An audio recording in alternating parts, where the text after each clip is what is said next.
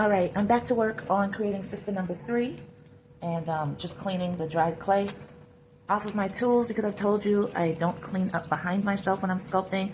I have a tendency to work until I'm just beat, and the only thing I can do is get up, wash my hands, and go to bed. And I don't make cleaning off every single tool a part of that routine.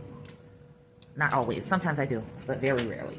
So we are picking back up where we left off. And that was using a couple of tubes of clay to create a general structure for what this young lady is going to be sitting like, which is very youthful, bad posture, knees up, shoulders are going to come out from here. Her arms are just going to be sort of loosely wrapped around her legs. I'm going to eventually create the head and the afro. If you can see SISTA number 1 and SISTA 2, let me move SISTA 3 out of the way. No, they are not suffering from some sort of headache, and although they're Siamese twins at this point, they are not being separated. But what I did have to do was wet a towel until it was completely saturated and wrap it around this part. And the reason for that is once I started working on SISTA number 2 and adding some things and taking some things away, I found out that the split that I had done no longer lined up. So I don't know if you can see, but this part is higher now.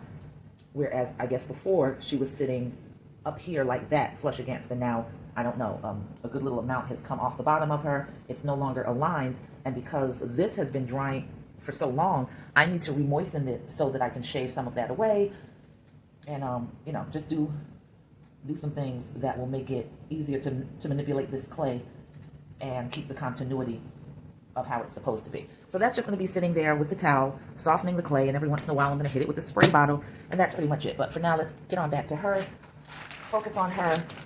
I had taken a good amount of clay off of a slab at one point, so I'm just grabbing that back up, slapping it down here on the side so that I can get started. Oh, by the way, I don't need to really walk you through this, so this part is going to be done quietly for me because I had a long day, had to work, and then I went to the studio to glaze some more pieces, and I'm all socialed out, I'm all talked out.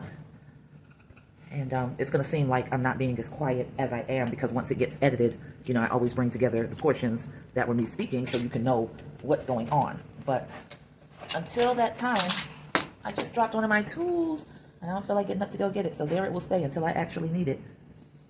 So I hush now.